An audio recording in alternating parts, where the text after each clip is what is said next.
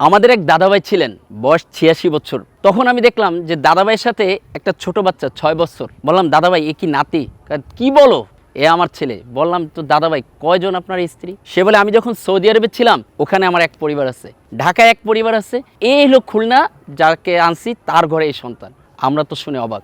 তো বললাম, দাদাভাই আপনি কি খাচ্ছেন, এত এনার্জি? সে বলল, আচ্ছা যদি তুমি আজকে শুনতে চাও তাহলে আমার সাথে আসুন।